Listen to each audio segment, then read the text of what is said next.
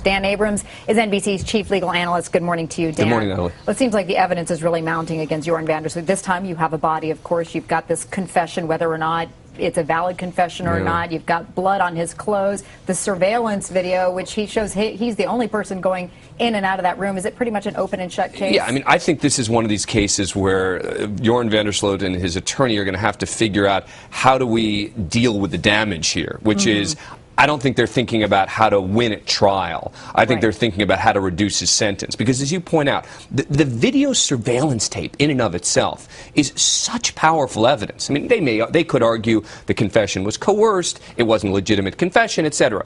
Okay, let's even assume that they do that. The videotape of him being seen with her at the casino, walking into his hotel room, walking out of his hotel room without her. Remember, there's surveillance tape, so they would have seen her leaving.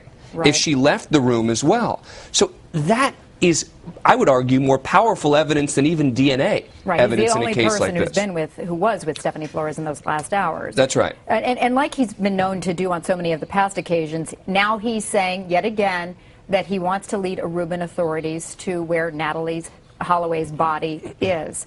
We've heard this story many times over and over again. But this whole idea of him now saying, send me back to Aruba so I can work with the Aruban authorities, is that a legitimate tactic on his part or his defense? It's an interesting effort to avoid sitting in a Peruvian jail, but it's not going to work. I mean, the Peruvians are not going to say, oh, okay, you want to go help solve a crime in Aruba? Great. We're going to let you out on a murder charge. They have one of their citizens who's been murdered.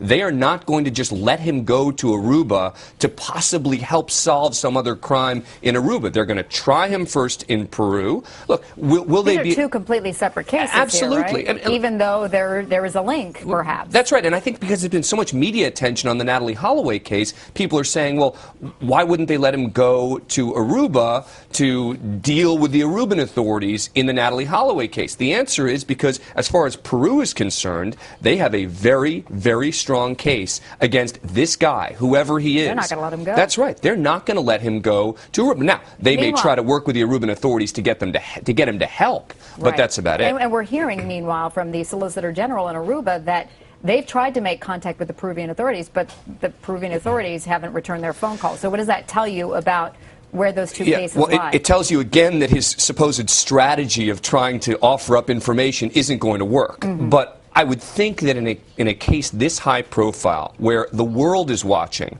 they'll start returning some phone calls. The Peruvians are going to start returning the Aruban's phone calls, but it's going to be almost a diplomatic effort. It's going to be basically to say, we hear you, we're going to try and get information for you, we'll pass along anything that we get, but the one thing they're not going to pass along is Joran van der Sloot. That's right. Dan Abrams, as always, thanks so much. Great to have you here.